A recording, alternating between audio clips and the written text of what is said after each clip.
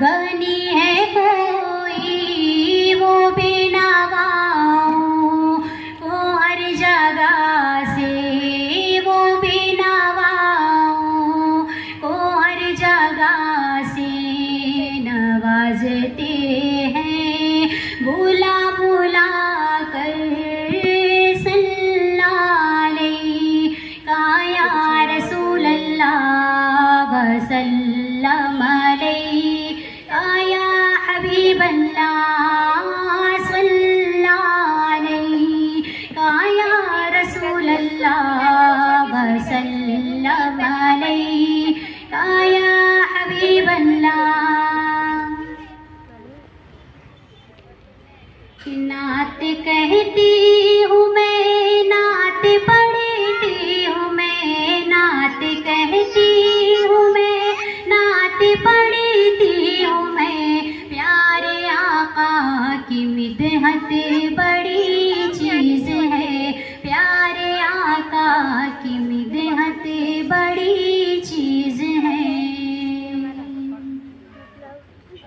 कि नात कहती हूँ मैं, नात पढ़ती हूँ मैं। प्यारे आका की मिदहत बड़ी चीज़ है, प्यारे आका की मिदहत बड़ी चीज़ है। ये सादत भी है, ये इबादत भी है, ये सादत भी है, ये इबादत भी है। नात पढ़ने की आदत बड़ी चीज़ है, नात पढ़ने की आदत बड़ी चीज़ है। कि शेर बकरी को लेकर गया शान से, लोग समझे कि बकरी गई। मुस्तफा की ज़ियारत बड़ी चीज़ है, मुस्तफा की ज़ियारत बड़ी चीज़ है। कदमों को सर पे उठाए चलो, उसकी ताज़ीम दिल में बसाए चलो, उसकी ताज़ीम दिल में बसाए चलो। उससे कतरा के दो ज़ख्म जाओ ना तुम, उससे कतरा के दो ज़ख्म जाओ ना तुम। माँ के कदमों की जन्नत बड़ी चीज़ है, माँ के कदमों की जन्नत बड़ी चीज़ है। कि 400 साल से सांप बेताब था, उसकी आँखों में बस एक ही ख्वाब था, उसकी आँखों में बस एक ही ख्वाब था। एक नज़र देख लूँ रूह बदरू दुजा, एक नज़र देख लूँ रूह बदरू दुजा। उसके दिल की ये हसरत बड़ी चीज़ है, उसके दिल की ये हसरत बड़ी चीज़ है। और मैं बहुत देर से नात पढ़ती रही, आप भी शौक से नात सुनते रहे, आप भी शौक से नात सुनते रहे। नात सुनकर के भी आप खामोश हैं, नात सुन कर के भी आप खामोश हैं। आप लोगों की हिम्मत बड़ी चीज़ है, आप लोगों की हिम्मत बड़ी चीज़ है। नात कहती हूँ मैं, नात पढ़ती हूँ मैं, नात कहती हूँ मैं, नात पढ़ती हूँ मैं। प्यारे आका की मिदहत बड़ी चीज़ है, प्यारे आका की मिदहत बड़ी चीज़ है। मेरे आका की मिदहत बड़ी चीज है।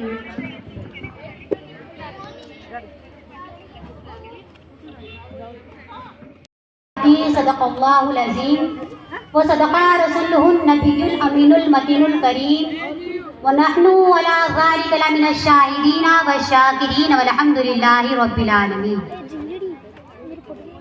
बादए तौहीद की मतवालियों, शम्मे रिसालत की परवानियों, गौसो ख्वाजा की दीवानियों, इमाम हुसैन की याद मनाने वालियों, आइए हम और आप मिलकर सबसे पहले गुंबदे खज़रा में आराम फरमाने वाले आका, मदीने के ताजदार, दो आलम के मालिक मुख्तार, हुजूर सैयदे अबरार हुजूर मोहम्मद मुस्तफ़ा सल्लल्लाहु अलैहि वसल्लम की बारगाह आलीशान में दुरूदो सलाम की डालियाँ निछावर करे तो एक मर्तबा बावाज़े बुलंद दुरूद पाक पढ़ लीजिए। अल्लाहुम्मा सल्ली अला सय्यदिना शफीअना हबीबिना मौलाना मुहम्मदिन व बारिक वसल्लिम सल्लु अलैहि सलातु वस्सलामु अलैका या रसूल अल्लाह या हबीब अल्लाह सल्लल्लाहु तआला अलैहि वसल्लम। दूसरी मर्तबा इस महफिल की बरकत के लिए दुरूद पाक पढ़ लीजिए। अल्लाहुम्मा सल्ली अला सय्यदिना शफीअना हबीबिना मौलाना मुहम्मद व बारिक वसल्लिम सल्लु अलैहि सलातु वस्सलामु अलैका या रसूल अल्लाह या हबीब अल्लाह सल्लल्लाहु तआला अलैहि वसल्लम। अजीजान, अब मैं आप लोगों से तीसरी मर्तबा दुरूद पाक पढ़ने के लिए कहूँ तो उससे पहले मैं आप तमामी हजरात को दुरूद पाक की एक छोटी सी फजीलत बताती चलूँ। एक मर्तबा मेरे आका सरकारे दो आलम नूरे मुजस्सम सल्लल्लाहु अलैहि वसल्लम सहाबा इकराम की जमात में हाजिर होते हैं और तमाम सहाबा अपनी अपनी हाजतें पेश करते हैं। तो उसी वक्त एक सहाबी रसूल खड़े होकर मेरे आका से पूछते हैं कि या रसूल अल्लाह, जिस तरह आज हम आपकी ज़ाहिरी हयात पर आप पर दुरूद पाक पढ़ते हैं तो आप हमारे दुरूद पाक को सुनते हैं, हमें पहचानते हैं और हमें हमारे दुरूद पाक का आप जवाब भी देते हैं। तो सहाबी रसूल ने क्या पूछा? या रसूल अल्लाह, जिस तरह आज हम आपकी ज़ाहिरी हयात पर आप पर दुरूद पाक पढ़ते हैं तो आप हमें देखते हैं, हमारे दुरूद पाक का जवाब भी देते हैं, तो क्या कल बरोज़े महशर जब एक उम्मत होंगी और वो उम्मत का हर बंदा आप पर दुरूद पाक पढ़ेगा तो क्या आप उस दुरूद पाक को सुनेंगे या उनको पहचानेंगे या उनका जवाब देंगे? कितनी पॉइंट की बात कही वो सहाबी रसूल ने। आज हमें भी गौर करने की बात है। आज हम नबी पर दुरूद और सलाम जरूर पढ़ते हैं, लेकिन किसी को ये नहीं पता कि मेरे आका अलैहिस्सलातु व तस्लीम उस दुरूद पाक को सुनकर एक चिट्ठी में लिखकर अपने जेब में रख लेते हैं। और जब बरोज़े महशर जब नफ्सा नफ्सी का आलम होगा, कोई किसी का पुरसाने हाल ना होगा, उस वक्त मेरे आका अलैहिस्सलातु वस्सलाम उस दुरूद पाक की चिट्ठी को हमारे नामाए आमाल के तराजू में रख देंगे तो हमारे गुनाहों का पल्ला भारी, हमारे गुनाहों का पल्ला हल्का हो जाएगा और हमारे नेकी का पल्ला भारी हो जाएगा। आज हम दुनिया में जो नेकियां कर रहे हैं उस दुरूद पाक के सामने वो नेकियां कुछ भी नहीं। उस दुरूद पाक के सामने वो नेकियां कुछ भी नहीं है।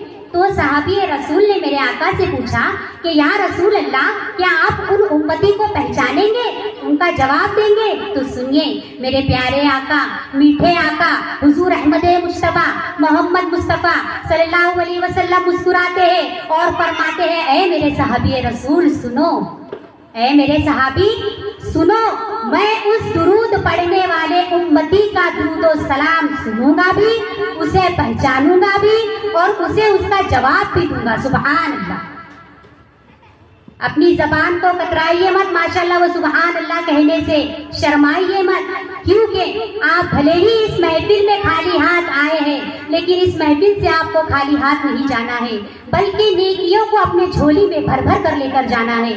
क्योंकि ऐसी मुकद्दस व इरफानी नूरी महफिल हमारे नसीब में हमें सिर्फ कई कई बार ही मिलती, रोजाना नहीं मिलती। हम इसकी ख्वाहिश करते हैं कि हम कहीं महफिल मिलाद मुस्तफ़ा में जाए या महफिल मिलाद मुस्तफ़ा सजाए, लेकिन हमें उस वक्त तौफीक नहीं मिलती।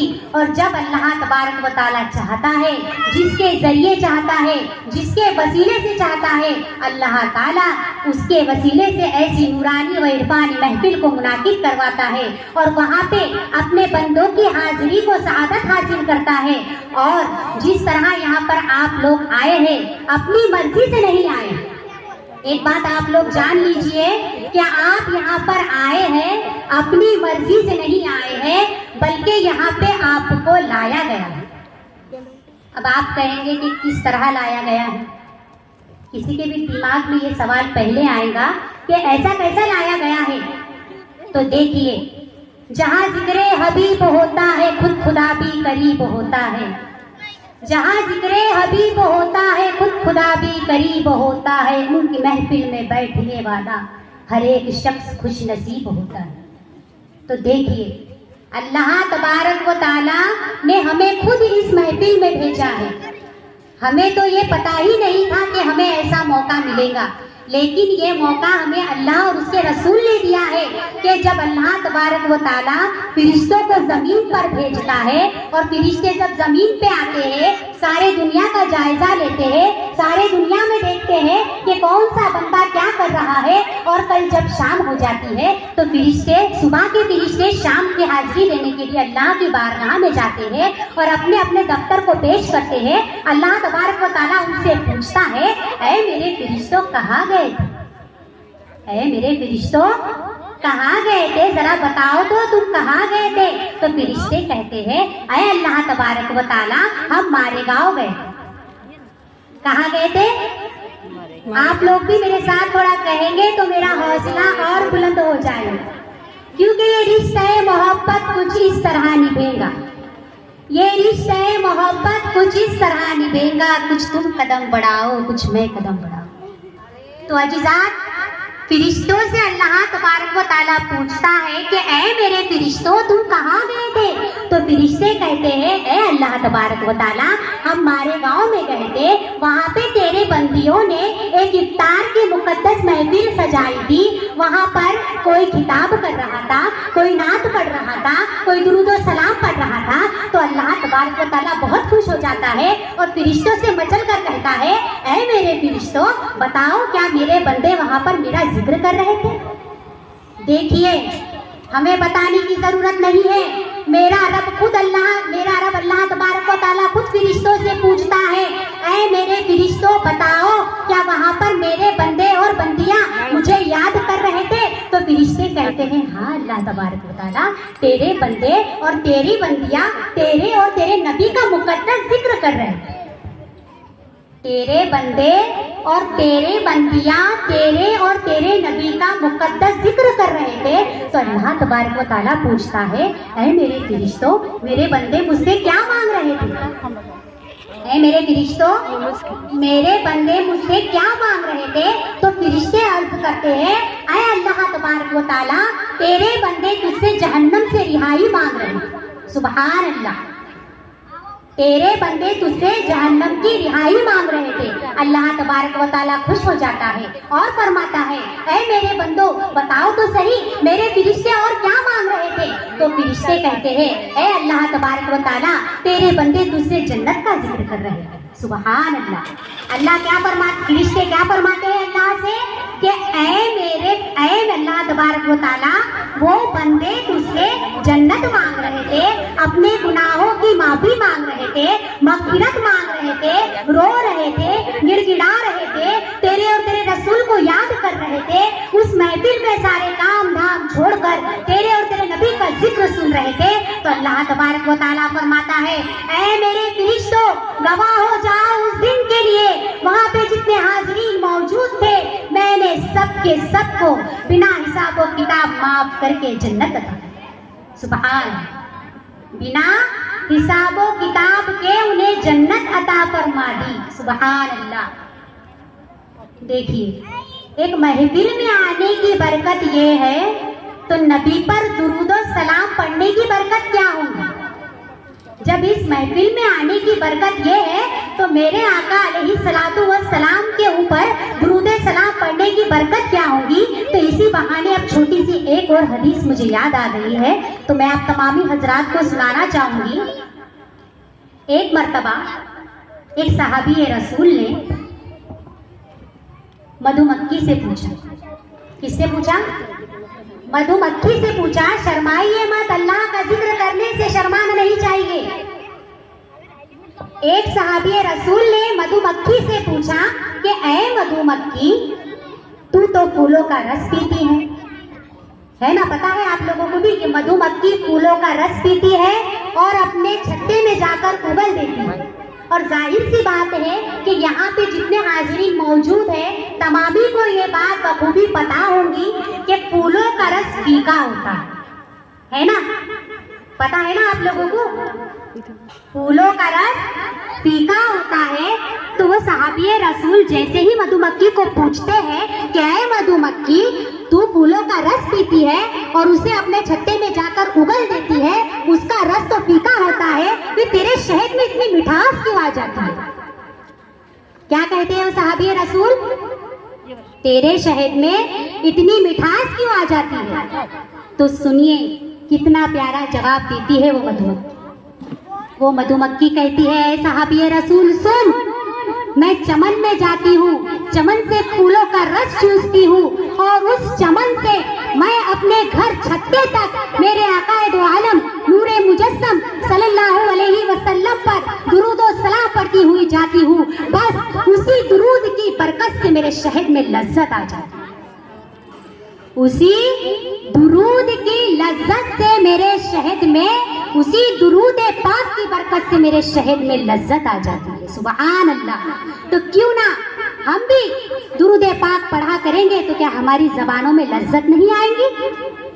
हम तो इंसान हैं, वो तो एक मधुमक्खी है, उसका अकीदा ऐसा है, तो हम तो इंसान हैं। हर अच्छी बुरे की परख है हमें, हम हर अच्छी बुरी बात को समझते हैं। हमें ये भी पता है कि नेकी क्या है और गुनाह क्या है। अब मैं आप लोगों से ये नहीं कहूँगी कि आज ही आप लोग दुरूद पाक का विर्द करना चालू कर दें। अगर आप करते हैं तो बहुत खुशी की बात होगी कि मैंने कुछ बातें आप लोगों को बताई और आपने बखूबी उस पर अमल करना शुरू कर दिया। सुभान अल्लाह। पर मैं चाहूँगी कि दुरूद पाक के लिए आप एक वक्त निकालें। वक्त की भी जरूरत नहीं है आपको। दुरूद पाक एक ऐसी इबादत है, एक ऐसी तिलावत है जिसे किसी वक्त की जरूरत नहीं है, जिसे किसी टाइम की जरूरत नहीं है, जिसे किसी मोहल्लत की जरूरत नहीं है, बल्कि दुरूद पाक एक ऐसा विर्द है कि अपन सोते जागते उठते बैठते जिस भी हालत में हो, उस हालत में हम नबी पर दुरूद और सलाम पढ़ सकते हैं।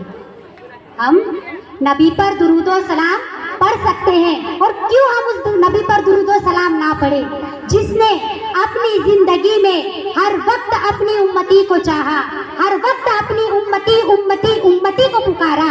तो क्या हम उस नबी पर एक मर्तबा दुरूद और सलाम नहीं पढ़ सकते? नहीं पढ़ सकते क्या? बखूबी पढ़ सकते। आज बहुत सी हजरात ऐसे भी हैं जो कहते हैं कि दुरूद पाक पढ़ने के लिए हमारे पास में टाइम नहीं है। माज़अल्लाह रब्बिल आलमीन। बहुत से लोग ऐसे भी हैं जो कहते हैं कि दुरूद पाक पढ़ने के लिए हमारे पास में वक्त नहीं है, टाइम नहीं है, दिन भर काम में निकल जाता है, बच्चे बहुत सताते हैं, घर का काम इतना होता है कि दुरूद पाक पढ़ने का हमें वक्त नहीं मिलता। जबकि दुरूद पाक के लिए कोई वक्त मुकर्रर नहीं है। हम हर वक्त में दुरूद पाक पढ़ सकते हैं, हर वक्त में दुरूद पाक पढ़ सकते हैं और उसी वक्त मेरे आकाए दो आलम नूरे मुजस्सम सल्लल्लाहु अलैहि वसल्लम पर नजर भी कर सकते हैं, बख्श भी सकते हैं। सुभान अल्लाह। दुरूद पाक के लिए अल्लाह तबारक व तआला ने सभी दरवाजे खुले रखे हैं। कोई दरवाजा ऐसा बंद नहीं है कि दुआ का दरवाजा बंद हो गया, आप कहाँ से बख्शिए। बहुत से ऐसे भी है जिनके दिमाग में ये ख्याल आते हैं कि अब तो मगरिब का वक्त हो गया, अब तो जोहर का वक्त हो गया, अब तो असर का वक्त हो गया है, दुआ के मगफिरत के दरवाजे बंद हो गए। लेकिन ऐसा नहीं है, ऐसा नहीं है। अल्लाह तबारक व तआला को हम दिन में एक मर्तबा पुकारते हैं, लेकिन अल्लाह हमें दिन में 100 मर्तबा पुकारता है।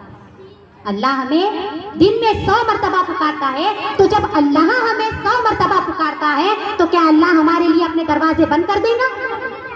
हरगिज नहीं।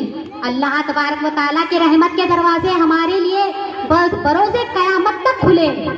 अल्लाह तबारक व तआला फरमाता है, ऐ मेरे बंदो मुझसे माफ़ी मांगो। तुम्हारा रोना, तुम्हारा गिड़गिड़ाना, तुम्हारा आंसू बहाना मेरे नज़दीक बहुत महबूब है, मैं ये बहुत पसंद फरमाता हूँ। आज बहुत से लोग ऐसे हैं जो सोचते हैं कि अल्लाह तबारक व तआला हमें परेशान रखता है, हमें जल्दी से अमीर नहीं करता, हम कब तक इस गरीबी में अपनी ज़िंदगी काटेंगे। बहुत से लोगों के दिमाग में ये आम सवाल है, सभी के दिमाग में आता है कि हम कब अमीर होंगे, कब हमारी परेशानियाँ ख़त्म हो जाएंगी, कब तक अल्लाह हमारा इम्तिहान लेगा।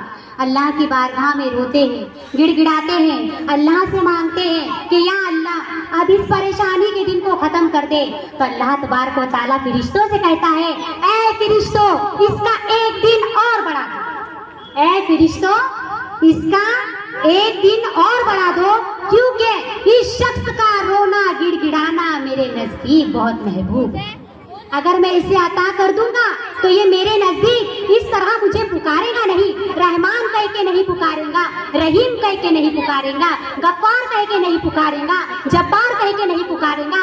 ऐ मेरे फरिश्तों सुन लो, इस शख्स का एक दिन और बढ़ा दो ताकि ये शख्स इसी तरह मेरी बारगाह में गिड़गिड़ाता रहे और मैं इसकी दुआओं को कबूल करता रहूं। सुभान अल्लाह। और मैं इसकी दुआओं को कबूल करता रहूं। और मेरी आप तमामी हजरात से मोहतबाना गुजारिश ये भी है कि जिस तरह अगर हम हमारे घर में माहौल बनाएंगे दुरूदे पाक का, नमाज का, सलात का, जिस भी चीज़ का हो, इस्लामी तौर तरीके का अगर हम हमारे घर में एक रिवाज बनाएंगे, एक माहौल बनाएंगे, तो इंशाअल्लाह ताला हमारी जो पीढ़ी होंगी, हमारी जो औलादें होंगी, वो भी इसी तरह का दर्स लेंगे, वो भी इसी तरह का सुनेंगे और अपने बच्चों को सिखाएंगे। अगर आज हम हमारे बच्चों को सिखाएंगे तो कल हमारे बच्चे अपने बच्चों को सिखाएंगे। और इसी तरह इस्लाम की तबलीग कोई और नहीं, एक औरत ही होती है। सबसे पहली दर्सगाह औलाद के लिए उसकी माँ की कोख होती है। अगर माँ अपने बच्चों को तौर तरीके नहीं सिखाएंगी तो बच्चा बड़ा होकर नाफरमान हो जाएगा। अल्लाह का तो नाफरमान हो ही जाएगा, पर बड़ों से अदब नहीं, छोटों से शफकत नहीं, दीन का रुतबा खत्म कर देगा। अगर माँ बाप अपने बच्चों को तौर तरीके नहीं सिखाएंगे तो क्या उम्मीद है कि वो बच्चे आगे चलकर एक नई मिसाल कायम करेंगे? हरगिज़ नहीं। मेरी आप तमामी से यही गुजारिश है कि आप तमामी हजरात अपने अपने बच्चों को दुरूदे पाक की तालीम दें, नमाज की तालीम दें, ज़कात के बारे में बताएं, हज के मसाइल बताएं। हो सके तो आपकी बच्चियां बालिग हो चुकी है तो उनको गुस्ल के फ़राइज़ बताएं। आज तो बहुत सी ख़वातीन हजरात ऐसी भी है जिन्हें गुस्ल के फ़राइज़ तक नहीं पता। अगर किसी से पूछो तो कहते हैं डब्बा बकेट साबुन। क्या कहते हैं? गुस्ल के फ़राइज़ 3 हैं, डब्बा बकेट साबुन। ये कौन से फ़राइज़ हो गए? ये किस ज़माने के फ़राइज़ हो गए? किसी से पूछो तो कहते हैं डब्बा लगता है, एक बकेट लगती है और साबुन लगता है, सर से नहा लो गुस्ल हो गया, सर से नहा लो गुस्ल हो गया। जबकि ऐसा नहीं है, गुस्ल के फ़राइज़ 3 हैं। कुल्ली करना, नाक में पानी डालना और सारे बदन पर पानी बहाना। कब हमारी माशरे की औरतें अपने बच्चों को ये तरीका सिखाएंगी? हाय अफसोस, ये बात कहते हुए हमें शर्म आती है कि आज हम इस्लाम के तौर तरीके पर है। ईद बड़े इससे मना लेते हैं, रजब बड़े पाकीज़गी से मना लेते हैं, ईद मिलादुन नबी की खीर पूरी मना लेते हैं, हाँ मुहर्रम आया तो खिचड़ा बना लेते हैं, पर तुम्हारा गुस्ल ही पाक नहीं तो तुम्हारे कौन से दुरूद पातिया काम की, तुम्हारी कौन सी ईद काम की? डब्बा बकेट साबुन में कब तक रहोगे तुम? क्यों नहीं जानकारी उठाते? आजकल तो किसी के पास जाने की जरूरत भी नहीं है, हमारे पास एंड्रॉइड मोबाइल आ गए। यूट्यूब पे सर्च मारो, तमाम फजीलतें तुम्हारे आंखों के सामने आ जाएंगी। पढ़ने की भी जरूरत नहीं है, सिर्फ सुन लेना ही काफी। सिर्फ सुन लोगे तो उसमें सब कुछ बता दिया जाएगा। आज का दौर तो ऐसा आ गया है कि हमें किसी इज्तिमा की भी जरूरत नहीं है, हम मोबाइल में ही ऑनलाइन इज्तिमा ज्वाइन कर लेते हैं, ऑनलाइन इज्तिमा कर लेते हैं और यूट्यूब पे नमाज का तरीका देख लेते हैं, फ़ज़ाइल देख लेते हैं, गुस्ल के तरीके देख लेते हैं, सीरियल भी देख लेते हैं, पिक्चर भी देख लेते हैं, गाने भी सुन लेते हैं। तो जिस तरह आप इन चीज़ों को दिल से इख्तियार करते हैं तो उसी तरह इस्लाम के तौर तरीके को भी दिल से इख्तियार करें, क्योंकि बरोज़े क़यामत जब नफ्सा नफ्सी का आलम होगा, कोई किसी का पुरसाने हाल ना होगा, ना उस वक्त माँ बेटी के काम आएंगी, ना बाप बेटे का काम आएगा। उस वक्त हमारे यही नेक आमाल हमारे काम आएंगे, यही आमाल हमारे काम आएंगे। हम एक दूसरे के मुंह को तकते रहेंगे, कहेंगे कि मुझे एक नेकी दे दे, वो कहेगा कि मेरे पास नेकी नहीं है, मैं कहाँ से तुझे नेकी दे दूँ। बाप बेटे के पास जाएगा, बाप कहेगा ए मेरे बेटे, मैंने तुझे बहुत मेहनत से पाला है, तू मुझे एक नेकी दे दे, मैं आज बहुत परेशान हूँ। बेटा कहेगा ए मेरे वालिदे ग्रामी, मैं खुद परेशान हूँ, मैं आपको कहाँ से नेकी दूँ। ऐसा करके लोग एक ग्रुप बनाएंगे, एक मजमा बनाएंगे, एक ग्रुप बनाकर, एक गिरोह बनाकर तमाम अंबिया के पास जाएंगे, आदम अलैहिस्सलाम के पास जाएंगे। आदम अलैहिस्सलाम कहेंगे नहीं नहीं, मैं खुद परेशान हूँ, मैं खुद अपनी देख रहा हूँ, मैं तुम्हारी शफाअत कहाँ से करूँ।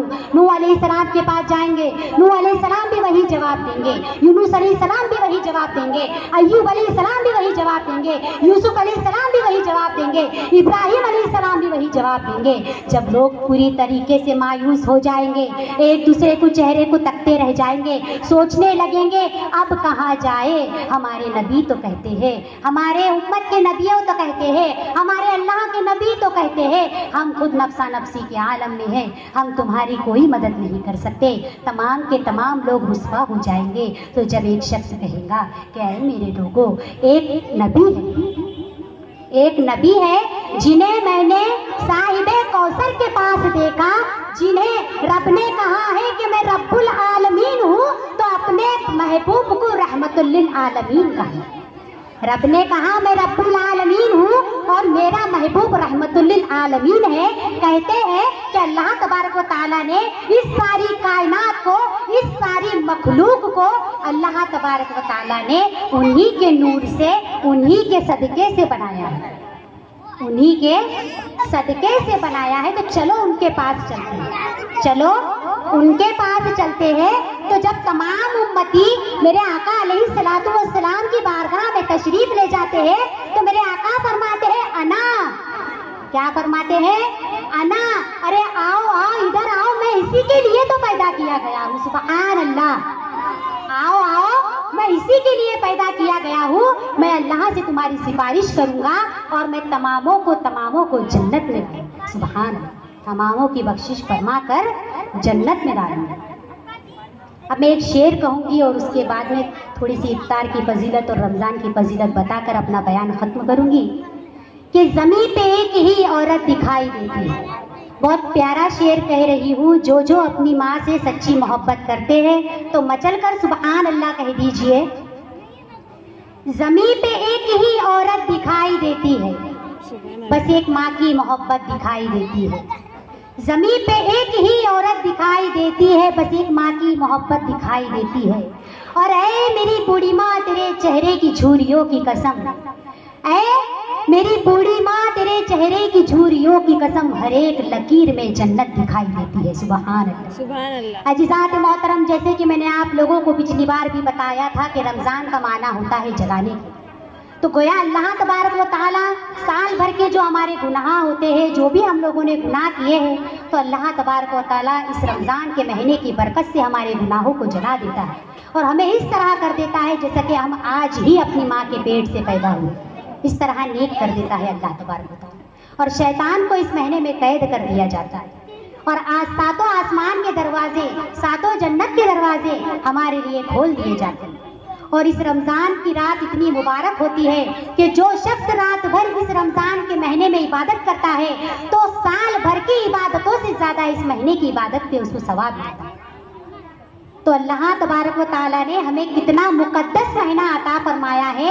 एक मरतबा मूसा अलैहिस्सलाम अल्लाह तबारक व तआला की बारगाह में कहते हैं, ऐ अल्लाह तबारक व तआला, मैं तो तेरा बहुत मकबूल बंदा हूँ, मैं तुझसे जो मांगता हूँ, जो कहता हूँ, तो तू फट से कबूल फरमा लेता है, जल्दी से कबूल फरमा लेता है। तो क्या ऐसा और भी कोई है?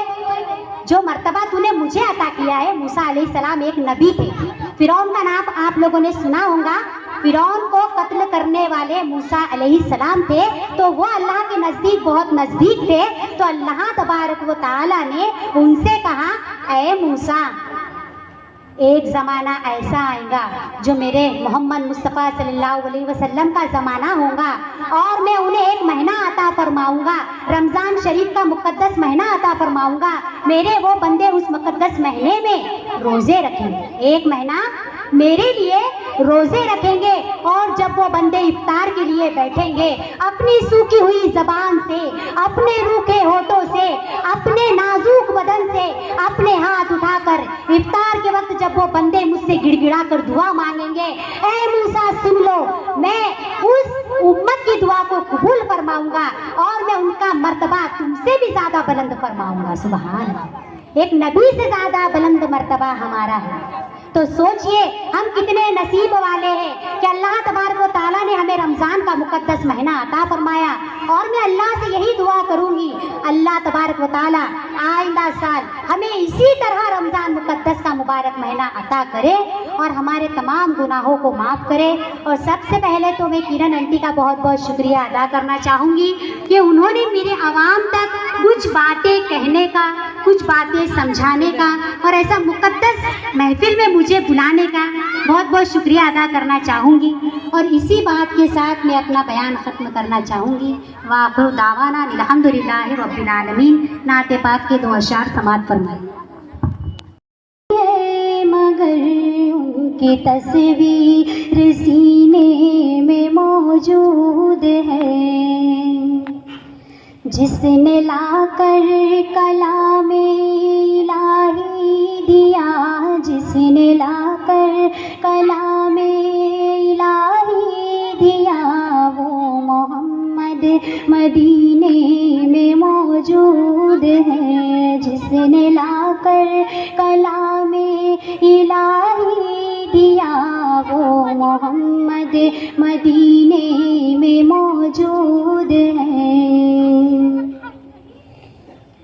कि फूल खिलते हैं पड़े पड़े के सल्ली अला, फूल खिलते हैं पड़े पड़े के सल्ली अला, झूम कर कह रही है ये वादे सबाए, सी खुशबू चमन के गुलों में कहाँ है, सी खुशबू चमन के गुलों में कहाँ, जो नबी के पसीने में मौजूद है। जिसने लाकर कलामे इलाही दिया, जिसने लाकर कलामे इलाही दिया, वो मोहम्मद मदीने में मौजूद है।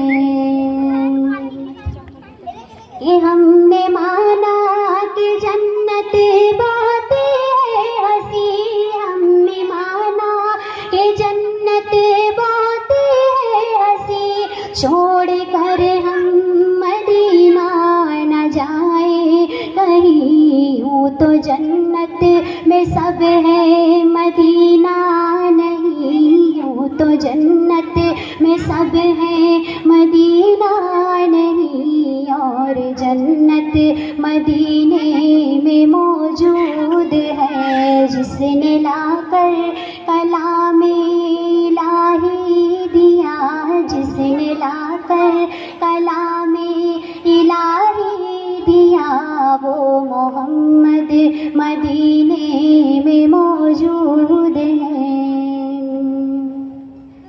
कि छोड़ना तेरा तैबा गवारा नहीं, छोड़ना तेरा तैबा गवारा नहीं, सारी दुनिया में ऐसा नज़ारा नहीं, ऐसा मंजर ज़माने ने देखा नहीं, ऐसा मंजर ज़माने ने देखा नहीं, जैसा मंजर मदीने में मौजूद है। जिसने लाकर कलामे इलाही दिया,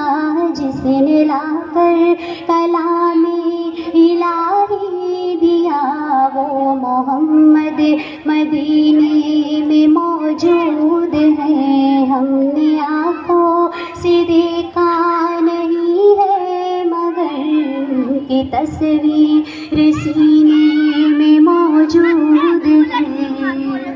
अस्सलामु अलैकुम वरहमतुल्लाहि वबरकातुहू।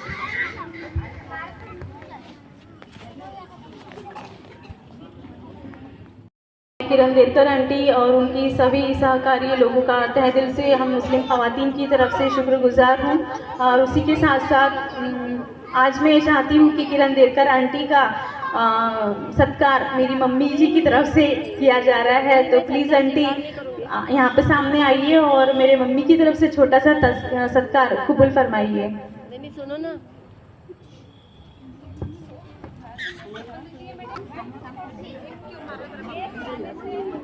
करेक्शन करती हूँ। आंटी का ये कहना है कि आंटी भी मेरी बड़ी सिस्टर है और मम्मी अपने बेटी का सत्कार कर रही है, ऐसा बोलकर आंटी का सत्कार करना है। तो आंटी प्लीज सत्कार स्वीकार करिए। पहले बेटी माँ का करेंगी, उसके बाद माँ बेटी का करेंगे, फिर ये सही रहेगा ना, बराबर है ना? हाँ, इसलिए आप रुकिए।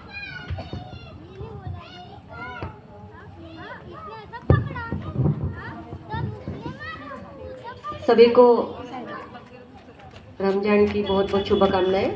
गए साल भी अपन ने इफ्तार पार्टी रखी थी और आप सबने बहुत अच्छा सहकार्य किया और ऐसा लगा कि जो चीज़ अपन ने शुरू की है वो कंटिन्यू चालू रखनी चाहिए। एक बार करो और बंद कर दो तो मज़ा नहीं आता।